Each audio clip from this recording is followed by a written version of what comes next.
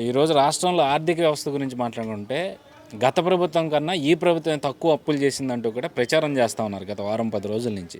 అసలు ఏంటి ఇందులో ఎంతవరకు వాస్తవం అనుకుంటున్నారు సార్?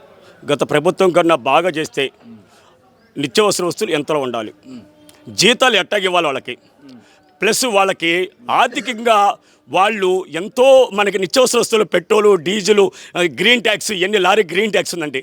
ఇంతకుముందు 200 500 ఉండేదండి. ఇవాళ 1000 15,000 20,000 25,000 ఎందుకైందండి? అదే ఆర్థికంగా బాగుంటే రూపాయి వస్తువు పావులకి ఇవ్వచ్చు. ఆర్థికంగా బాగోపోతే రూపాయి వస్తువు 30 అయింది, రూపాయి వస్తువు రూపాయి వస్తువు రూపాయన్నర అయింది. దానివల్ల ఆర్థిక వ్యవస్థ బాగోపోతే రూపాయి వస్తువు రూపాయన్నర అయింది, ఆర్థిక వ్యవస్థ బాగుంటే రూపాయి వస్తువు 10 రూపాయలు అయింది.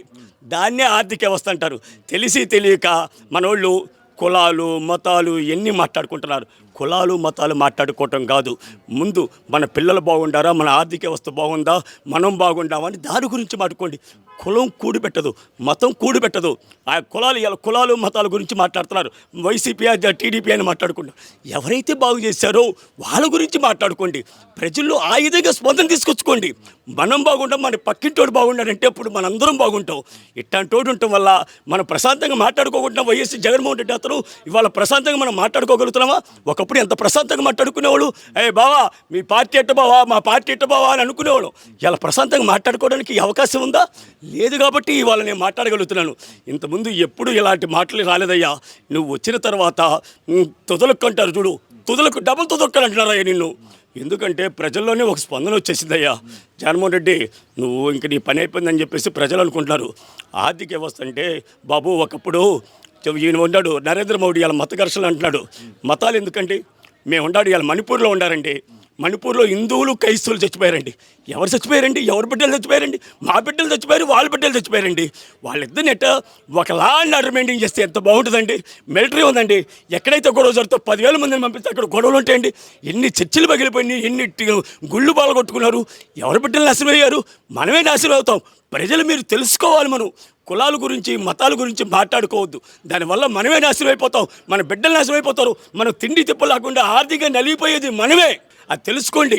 మరి ఎన్నికల దగ్గరికి వస్తున్న టైంలో ఈ మధ్య అన్ని కుల రాజకీయాలు మత రాజకీయాలు కనిపిస్తూ ఉన్నాయి కదా దేశం అంతా రాష్ట్రం అంతా కూడా. అదే కదండి, ఆయన ఏమైనా మహానుభావుడు, ఇట్ట బుట్టి పెడతాడు అట్ట బుట్టి పెడతాడు, గుళ్ళు అంటాడు, గోపురాలు అంటాడు. ఆయన అసలు ఇట్లాంటప్పుడు యుద్ధాలు తీసుకొస్తాడు, పాకిస్తాన్ మీద తీసుకొస్తాడు. పాకిస్తాన్ మీద దేని సార్?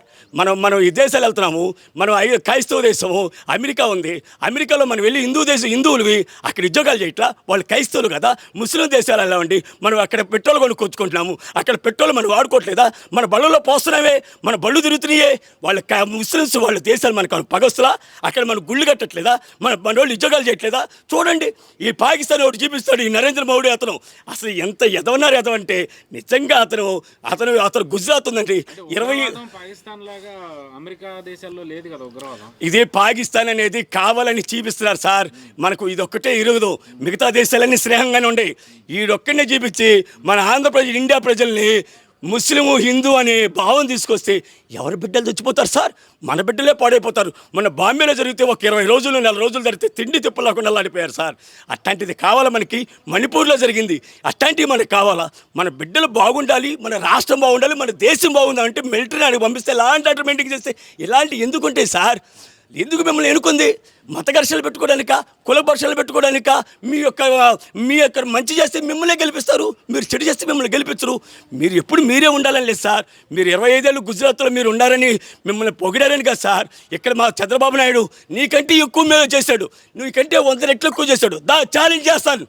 నువ్వేం చేసావాయా? నువ్వు మతాన్ని కులాలను వాడుకొని నువ్వు పైకి వచ్చినోడివి. చంద్రబాబు నాయుడు అట్ట కాదయా. అన్ని కులాలు ఎన్ని చర్చిలు కట్టుకున్నారు, ఎన్ని మసీదులు కట్టుకున్నారయా. ఆయన ఉన్నప్పుడు ఒక్కసారికి వాళ్ళ గుండెలు మేసేసి చెప్పను ఎంత చక్కగా చేశాను అనుకున్నావు. అందరూ నా వాళ్ళు అంటారాయా. ఆయన ఏంటో తెలుసా? ఆయన మహానుభావుడు. అట్లాంటి మహానుభావుడు ముస్లింలకి క్రైస్తవులకి ఎంతో గొప్ప పేరు తెచ్చిన మహానుభావుడు ఎవరో తెలుసా? అబ్దుల్ కలాం గారు ఉండవు. ఆయన ఈయన పేరు ఏంటంటే రాజ్యసభ సభ్యుడు ఆయన ఉండడు. ఆయన కూడా ఎంత ఆయనకు చూడు ఎంత చక్కగా ఇది చేశారో. ఆయన ఉంటే ఆయన కూర్చుంటే మేమందరం నుంచుంటాం. హిందువా, క్రైస్తవ, ముస్లిం అని కదండి. అట్లాంటి మహానుభావులను ఎన్నుకున్నాడంటే ఆయన మంచి చేసేవాళ్ళని ఎన్నుకున్నాడు. మన దేశ రక్షణ కోసం పృథ్వీ షిప్ని తయారు చేశాడండి ఆయన, మహారాష్ట్రపతి. అట్లాంటి వాళ్ళని మనం ఎన్నుకుంటే మన దేశం బాగుంటుంది, మన దేశ గౌరవం పెరిగిద్దని తెలుసుకుంటాడండి చంద్రబాబు నాయుడు గారు.